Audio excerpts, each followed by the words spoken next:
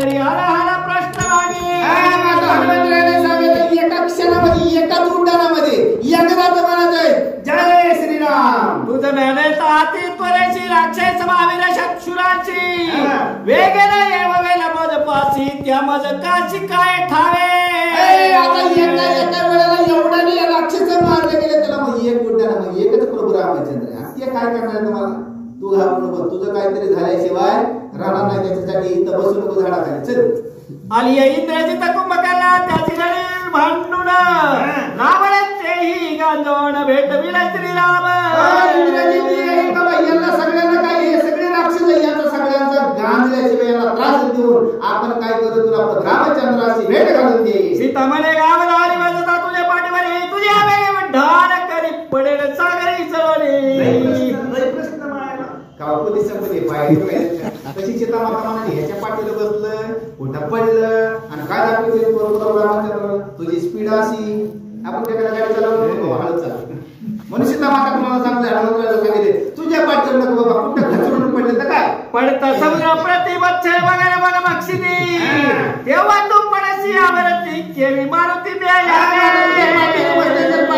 समुद्र उल्लंघन करता जर पडले तर माशेने खाल्लं तर रामचंद्राला काय सांगते का धावणे आणि या मागे वेगी तू परत असील मग युद्ध लागी समरंगणी युद्ध भागी मिरणरंगी पडेल. जर राक्षस मध्ये झाले त्याच्यात युद्ध करत असत जर मी पडले तर काय करते त्याच्यासाठी हे नको काय सांगितलं जनके माते मग आपल्याला कळलं पाहिजे आपण कुणाच्या गाडीवर जाता कामा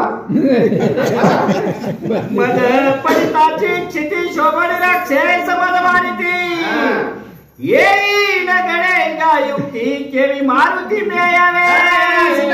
सांगितलं बाबा नाही जमत तुझ्या पाठीवर बसले समुद्रात पडले मासे खाते समुद्र उल्लंघन केलं पुढे गेलं जर हे राक्षस आले त्याच्याशी युद्ध करताना रणभूमीमध्ये जर मी पडले माझा ते घात केल्याशिवाय म्हणून हे युक्ती काय पटत. मज मारिल या पाठी जरी तो मारिल हा राक्षस कोटी सुख नवे श्रीरामाचे पोटी बुद्धी खोटी हे हा.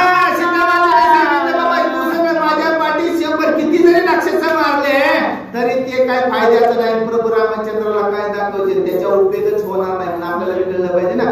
बोलताना उत्तम बोलायचं ऐकताना उत्तम ऐकायचं चालताना उत्तम चालायचं कार्य उत्तम करायचं. मग प्रभू रामचंद्राला काय सांगायचं हे स्वरूपाचं वर्णन म्हणजे आपल्यासाठी पण केली भांडणं म्हणजे आपण एकाला मारून दुसऱ्या आपल्याला मारले म्हणून पुढं काय होणार आहे आपलं काय राहिले हे पण आपला हे जे पर्याय काढलाय ना ते काय जमत नाही अशी जनते माता हनुमंतरायाला बरोबर लागलेली आहे. सीते ऐक सावरवरती बदलला गया ताटी माझे पुच्छे कोपलिया पाटी मारिल कोटी राक्षसा. सीते मातेला हनुमंतरायाने सांगितलं ऐक सीते याबद्दल सांगता पाहिजे ना तू घेऊ नको माझे एकटे शिकते ना किती कोट्यावधी जरी राक्षस झाले त्यांचा वध केल्याचा राहणार नाहीये त्याच्यामुळे अशी काही भीती मनात आणू नको असं कोण हनुमंतरायावर लागलेले आहे. तुझं मी राखील राही स्वस्त माझे पुच्छ प्रतापवंत करील राक्षसांचा घात बुरुदात जरी आले. आता मी गणितच नाही कळत ना तेवढं सांगितलं आपला शेवटचं कॅल्क्युलेटर बसत नाही एवढे जरी राक्षस झाले तू चिंता करू नको. काय सांगितलंय फक्त तू एक निश्चय पाहिला कर या शेपटाने सगळे शेपट म्हणजे भक्ती बरं का. शेपट म्हणजे हनुमंतरायाला म्हणे भक्तीशिवाय तमगुणी राक्षस मरत नाही रजगुणी मरत नाही हे कधी सांगितलंय. हे भक्तीचं शेपट कोणाचे हनुमंतरायाचे हे सगळे जरी आले तू आडवं कर्म काय अभ्यास करत नाही आपल्याला एवढं गणित द्यायचं ना किती बी राक्षस येऊ दे त्याचा वध केल्याशिवाय राहणार का धावणे आली मागे वेळी तू परत अशी युद्ध लागे समरंगी युद्ध भागी मिरण रंगी पडेल. जायचंच नाही ना